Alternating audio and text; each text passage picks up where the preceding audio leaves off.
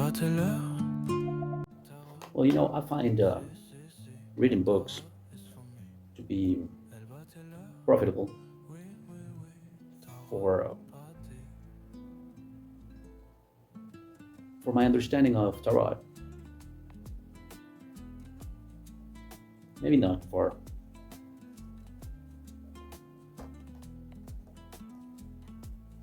Okay, if tarot is an art, as I believe it is, I mean, reading the tarot, because obviously making tarot, drawing tarots, it's an art, obviously. Um, Reading and interpreting the tarot is an art form as well. It's a craft. Um, it's an artisanship, crafting the reading for the person, telling them a story. So a tarot reader is a sort of a storyteller.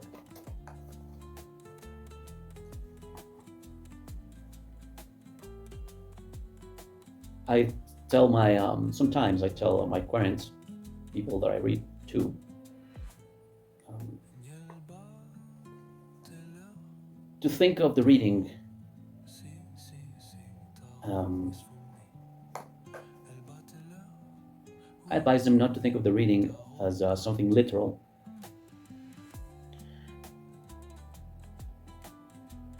but sort of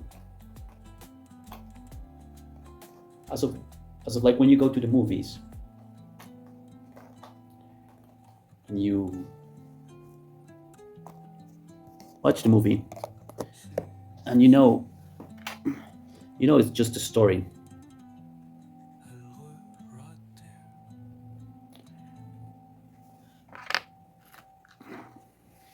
It's not real, right? You're watching a movie, and in the movies, sometimes it says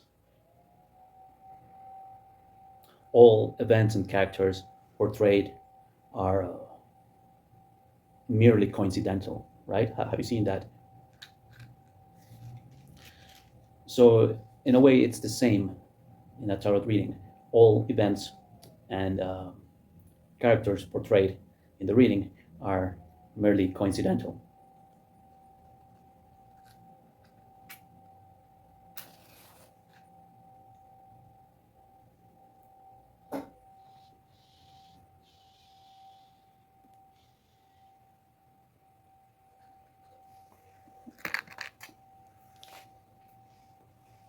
So when you go to a movie theater and watch the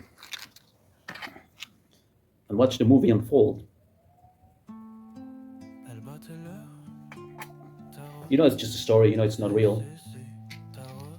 But for the duration of the movie, if it's well crafted, you believe it.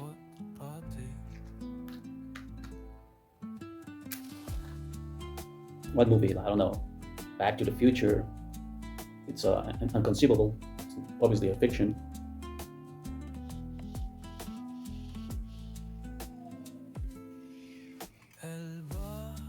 Yet you enjoy it. You buy it. You believe it. Some movies make you laugh. Others make you cry. With some movies, you relate to the characters, to the hero, to the protagonist or to the antagonist. You identify with either, most times with a hero. Although if the movie is well written, the characters are well written, you identify also with antagonist or villain, because villains are well written, so people understand their motives, and that makes a more powerful villain. I mean, a more relatable villain makes it best written, right? If you kind of like the villain and you understand their motives, then the story becomes more becomes richer, right? It's just techniques that the writers, screenplay writers, use. So a movie can make you cry, can make you laugh.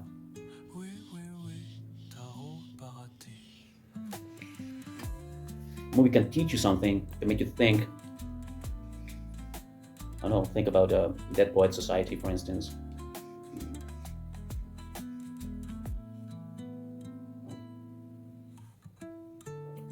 So you suspend your disbelief, right? Um, and you kind of feel. A movie makes you feel things, make you think things, and you go through something and you learn,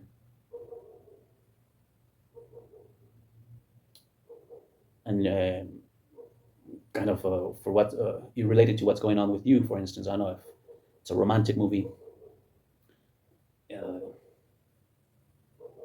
you kind of feel for the characters. Uh, you kind of live that story, that romance in the movie. You root for the couple, whatever. Uh, and then the movie ends, and you go home, talk about it, remember it, lingers with you a little bit if it's a good movie. I don't know, you can quote back on it. It kind of speaks to you, right? It stays with you. That's art. Um, so a tarot reading is similar. I tell the client, okay, we're going to lay a few cards. We're going to make up a story that you might relate to, just like a movie. Think of it like that, like a story, a movie. It's not real, but it is at the same time. So it has that quality uh, of being both outside and not real and not pertaining to you, but also it's pertaining to you somehow. So that's not to that's a little bit to explain how things work. So the client is not expecting, at least in my readings, that I'm going to make a prediction that's 100% uh, infallible and it'll come through. And that brings another point. How helpful is that a tarot reading predicts something for your life? Is that really helpful? Let me elaborate on this.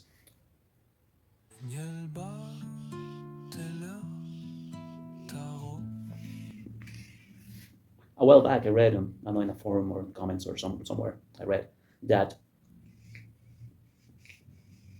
the testimony of somebody who had gone to a tarot reader somewhere in some exotic place, I don't know, in a back alley, whatever, and the tarot reader said, "You're going to marry, I don't know, somebody in a red dress, I don't know, blue eyes, I don't know, some characteristics like that." That was the reading, okay. Period. It was a prediction, a divination, a prophecy. That was it. And the person was like, okay, gee, that was the reading. They went on with their lives. What, 10 years later, 15 years later, I don't know how many years later, bang, they married somebody with what was it, red dress, blue eyes, lawyer, whatever it was. So the reader from 15 years ago was spot on, was right, was accurate. The prediction came true. And the person was amazed, was mesmerized. How powerful or how good of a reader that was, that had predicted that the person would marry this other person with such characteristics. That's impressive, and the person swears by it. And there's other examples like that. Now, beyond um, saying, what's the purpose of that reading beyond proving or saying that the reader, the tarot reader, was so good? How does that help the person, the client, the person that the reading was done for, other than to show off the powers or the capacity of the reader?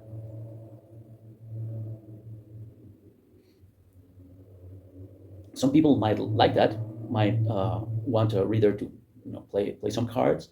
I don't know, 20 years down the road, wow, what the reader said was was spot on. And other than confirming that that reader, that now it's even unreachable, because where was it, in the back alley 20 years ago, in Guatemala or whatever. Um, can't find them anymore. Don't even remember their name, Mister Something or Madame Something. It just becomes an anecdote. It becomes something really amazing, of course, really out there, really. It's a good story. Um, maybe it unlocks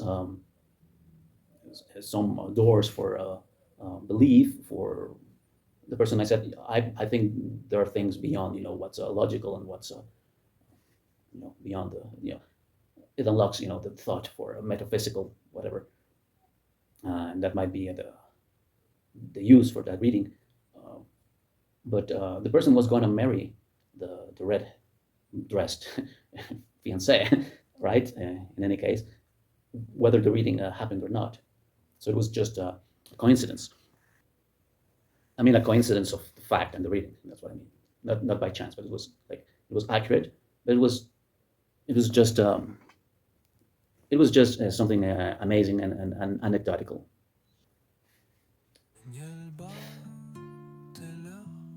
Um, However, I think the way I like to frame the reading is not to show off how powerful I might be, how accurate I might be, how my predictions can come true. It's not about me, but it's about the person getting the reading. So I find it's more useful, rather than just making a prediction. I don't know, you're going to have 3 kids. I don't know, you're going to get the job. You're going to pass the test. He's coming back.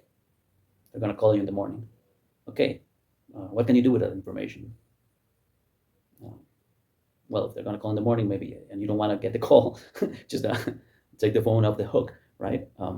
Or turn off your phone, right? Or if you know you're going to pass the exam because the reader told you, and they're such uh, accurate readers in their predictions, well, maybe I won't study for the test. I'll just go partying all week, and then not study, and then I'll ace the test anyway, right? And well, that can happen. Instead of just burning your eyes out with a book and studying calculus or whatever it is, um, yeah, I guess it could have some element of usefulness. But tarot helps you think, rather.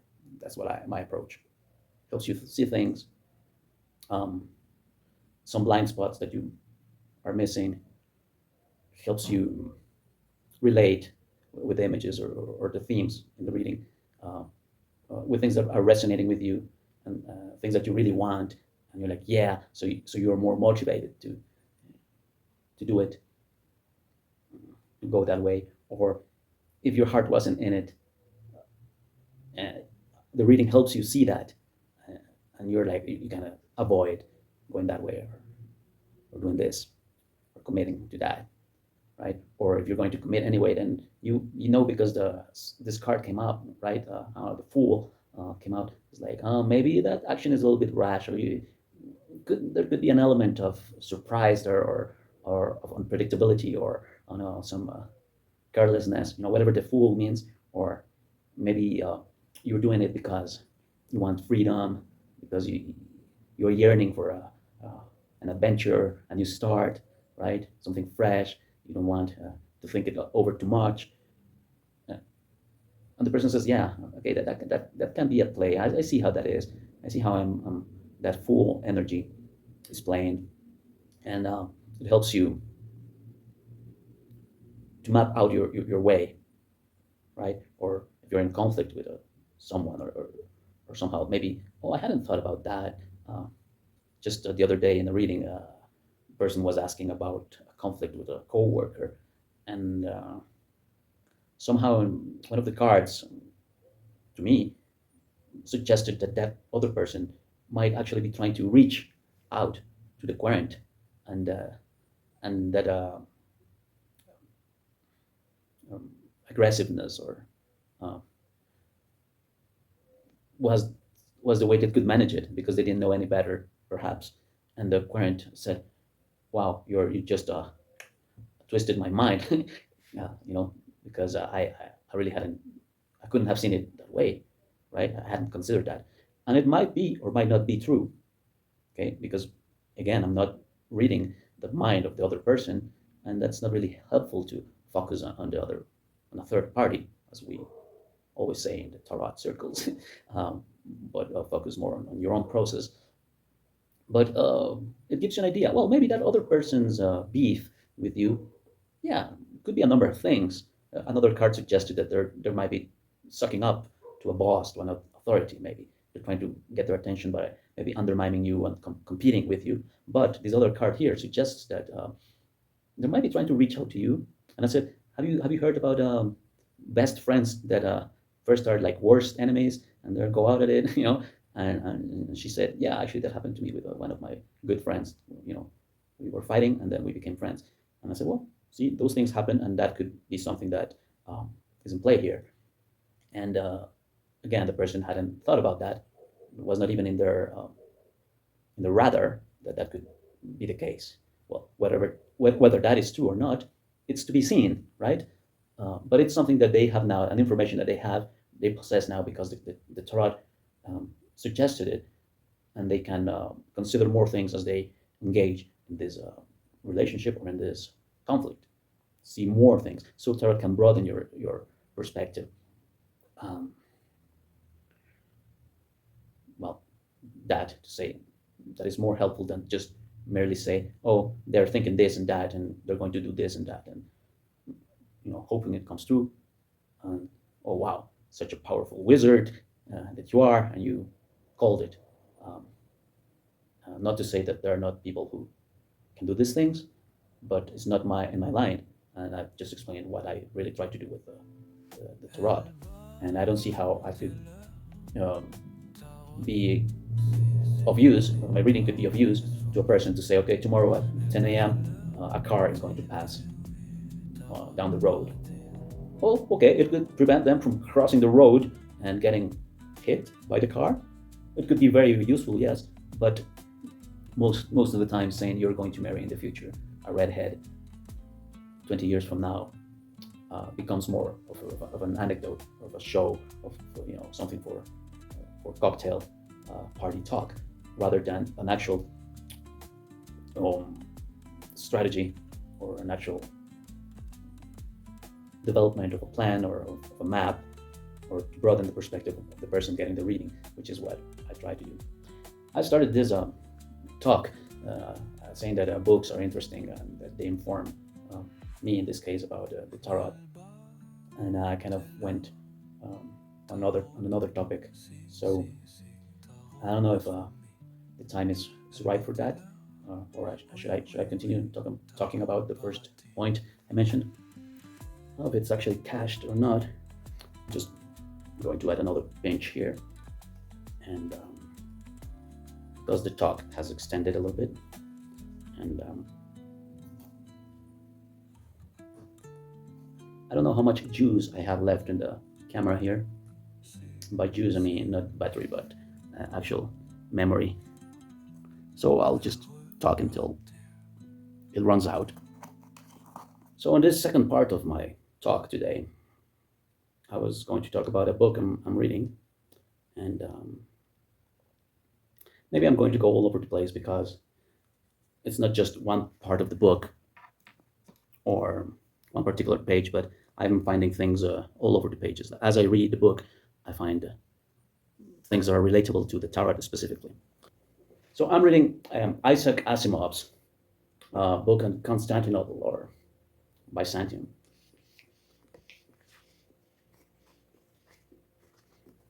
I didn't know Asimov wrote history books. I thought he only wrote science fiction, because how can you know it all, even as a tarot reader? So I found out that he has a whole series on history. So this here is a history of Byzantium. And of course, Byzantium, well, he goes on to explain how it was It started out as a colony of the Greeks, but eventually it becomes Byzantium itself becomes or Constantinople becomes a city in the Roman Empire, and then one of the Roman emperors actually goes to the city and moves the capital there. So the emperor starts living here, and well, that emperor passes, and another emperor comes, and just he goes over uh, the history of those emperors. So I'm saying the word emperor quite a lot, and of course there is a tarot card called the Emperor. So every time he's talking about one of these emperors, I'm thinking about the Emperor tarot card. I'm about halfway through the book right now, and the book not only deals with doesn't really only deal with the emperors, which of course are the head of the state and the most important policy makers, but it deals with their family, their wife, for instance. It's called the Empress. So there's information on what the Empress did too, and there's another card of the Tarot which is called the Empress. And in Byzantium, there used to be a religious leader who was kind of like a counterpart of the Pope in Rome, and he was a patriarch. And well, there is a tarot card called the Pope, which obviously refers to the patriarch of Rome, but and he is kind of in a conflict or power struggle, the Pope in the patriarch of Rome with the patriarch of Byzantium. Um, and when they talk about the patriarch of Byzantium, he is a high priest, of course, and that reminds me of the tarot card called not the Pope, but the High Priest, which is a counterpart in some tarots to the Pope card of the Tarot of Marseille. So he goes on to talk about the High Priest also quite a, or the Hierophant quite a lot, because those were real historical figures: the Pope, the Emperor, the High Priest, the Empress.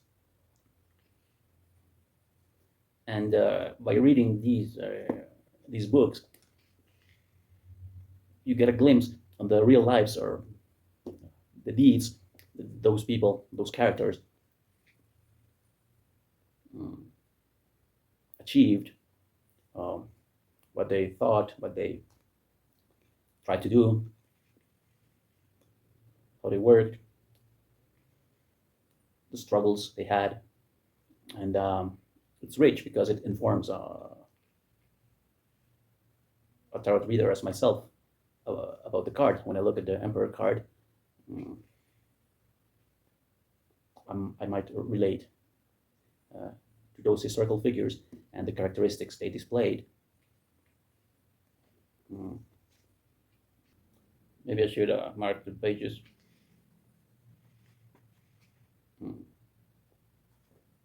Let me try to find an example.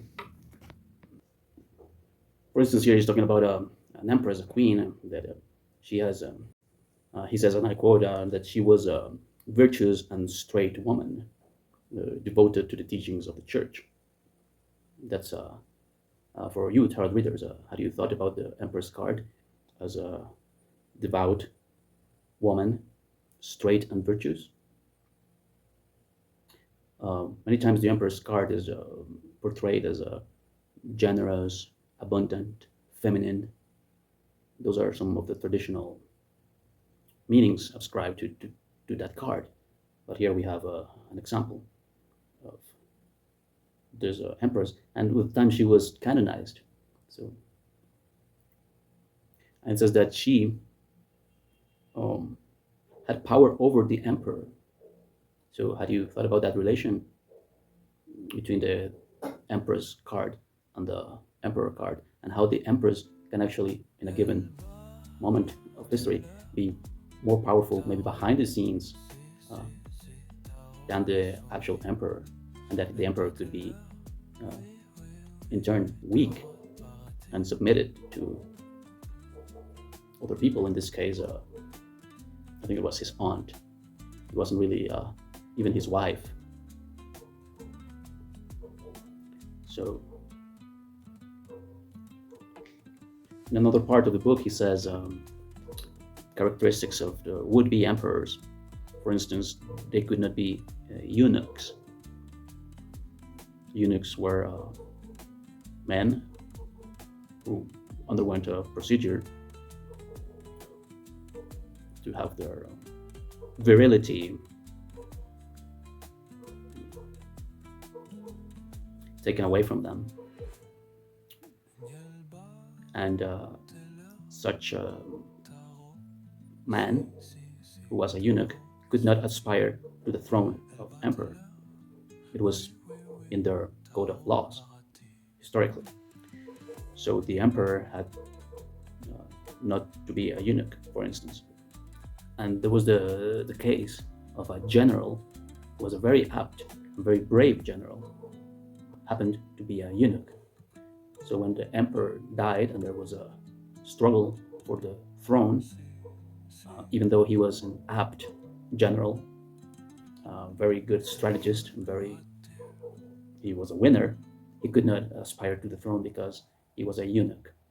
And more things like that. And perhaps I should make a video going in deeper here about the characteristics of these people, because there are many emperors. This goes. I'm already in the middle of the book, and it's already in the year 600, and it starts in the year, I don't know, 200. So in 300 years, there's a lot of people in here. And he goes on to talk about, for instance, right now where I'm reading, he's describing how he's